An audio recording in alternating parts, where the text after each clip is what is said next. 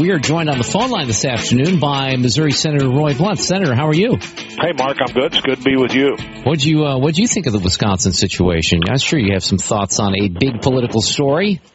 Well, it was a big political story. My guess is it might have been the most important election this year, except for the presidential election, and maybe the congressional elections collectively, but it sent a big message that you can do hard things, and the voters will respect those rather than punish you for them. And Wisconsin was a state that had been the first state to recognize collective bargaining by public employees, and now it's the first state in a significant way to say we've got to be sure that the benefits that we give government employees are a match for the resources that we're willing to have to put behind those benefits. So I think it was a big day. I thought it was interesting yesterday all day as I was listening early in the morning to the national media. It was all about, well, if there's a big turnout, that'll help the Democrats. Yeah, not so much. Conservatives will be in trouble. Right? Not so much. No, not at all. The same people today were saying, well, really, it's not the policies, but it's the fact that they never quite created the belief that you should punish a guy during their term as opposed to at the end of their term. I think it pretty clearly was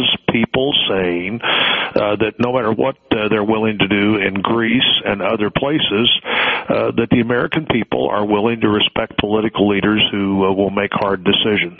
And I think you're right about that, and I hope that holds true as we head into the fall. Let me ask you about some things happening in Washington now. This Paycheck Fairness Act, which is being completely, talk about the media distortion of this, because the way that this has come off is that you, Senator Blunt, and Republicans, you hate women, and that's why you voted against this thing. Well, the only reason it was on the floor was to try to make that case. It's what a great title, Paycheck Fairness. I mean, we have equal work for equal pay in the law now. Less than 2 years ago, President Obama said that the Lilly Ledbetter Act that he signed into law would solve these problems for all time. And this is clearly just a way that you can sue employers easily. It allows the lawyer to create the class action. You have to figure out how to get yourself out of it rather than how to get yourself in it if you could potentially be part of a class, and really does minimize the way that workers can give bonuses to women who, for instance, leave the workforce for a few years to raise kids, but they're part of a collective bargaining unit. They can't come back with the skills and maturity that they bring back to the workforce and get a bonus that gets them back to where they would be if they would have just stayed in the workforce if something like this would pass. This didn't go to committee. Senator Reed knew from day one it would never be seriously debated on the floor. So it's just the kind of thing we're going to see between now and November over and over again, and it will either be Republicans don't like women, Republicans don't like students, Republicans don't like old people, Republicans. It's so transparent that my guess is that voters are a lot smarter than politicians think they are. At least these politicians think they are, and that they will pretty clearly see through it. I hope you're right about that, and I think we saw some evidence of that in Wisconsin. But it's got to be. Look, you're the guy that's dealing with this firsthand, but it's got to be frustrating, because it's frustrating to me to hear the constant media coverage, and then to hear. And I'm going to play some cuts after you head out of here this afternoon from Senator McCaskill, where she says, "Well, of course, it's just common sense, Senator Blunt," and that's what people hear. And I think too many voters believe that, and they don't know the true story, because the only winner in this thing, and I heard many people on your side say this, that would be the trial lawyers, not women who are trying to. And by the way, the other point that's been made is, how about improving the economy so more women can actually go to work? Well, that's exactly right. That's exactly right. Women, since President Obama became president, I think the numbers are clear. Women have lost more jobs since he became president than men have. Men lost more jobs right before he became president, but women and men and families don't benefit from a growing economy, from a healthy economy. If I'm actually not too frustrated by this. I don't like it, but I'm so much more frustrated by the fact that the Senate's not getting getting anything done. And I'm not in the majority in the Senate, and my colleague from Missouri is. And, I'd like to see somebody call on Harry Reid to pass a budget. 51 senators can pass a budget. There are 54 Democrats. Let them pass there are 53 Democrats. Let them pass a budget, something that the law requires you to do every year and hasn't happened for 3 years.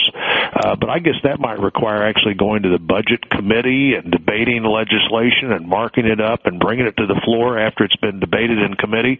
This bill didn't go anywhere, and Harry Reid knew it wasn't going to go anywhere, and it's just more of the same. And when somebody calls in and talks to you about this, or you're talking to anybody in the Senate who voted for it, ask them, what about equal pay for equal work? I thought that was the law. What about the Lilly Ledbetter Act that was supposed to solve this problem for a long time?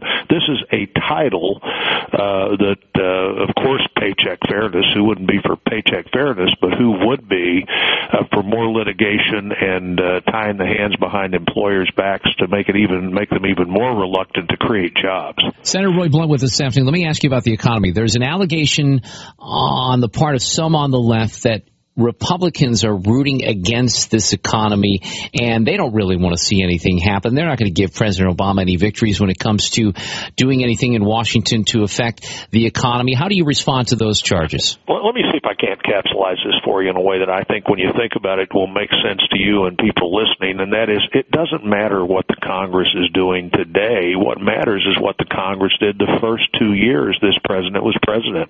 He got everything he wanted. He had a Congress that was totally and overwhelmingly on his side, and those plans aren't working. And so, of course, you don't want to talk about that if you're him. This is not about what the Congress is doing today. Of course, I'd like to see the Congress function better than it is, but Democrats control half the Congress. Republicans control half of 1/3 of the government. And what happened the first 2 years is what should be paying big dividends at the hiring desk today, and it's not. The president had overwhelming majorities. The president set the agenda. The president got what he wanted, and the results are terrible. If we still had the same number of people in the workforce that we defined as the workforce the day he became president, unemployment would be over 11%. But so many people have just given up on the economy that the really bad number of 8.2% doesn't begin to tell the story. The plan didn't work. The president has used the ammunition he thought would work, the government-controlled, government-run, government-funded economy, and we're going to have to go to something else, and I think the president knows that, and so do liberals in Washington, and they're worried about it. Come see me in the studio sometime. There's all these other topics that I want to get into, but we've run out of time. But anytime. And maybe the next time I see you, we'll have an answer to the president's health care bill. We'll see how well that stands up before the court, and even if it does stand up before the court, it won't stand the scrutiny of looking at it carefully. You and I'll do that. Yeah, you know what? We're getting closer to that decision, aren't we? Absolutely. Right. Sometime this month. Thanks, Senator. This month. Appreciate it. Yeah, that's right. I think people forget about that. That's the next big story probably later this month. Senator Roy Blunt with us this afternoon on KMOX.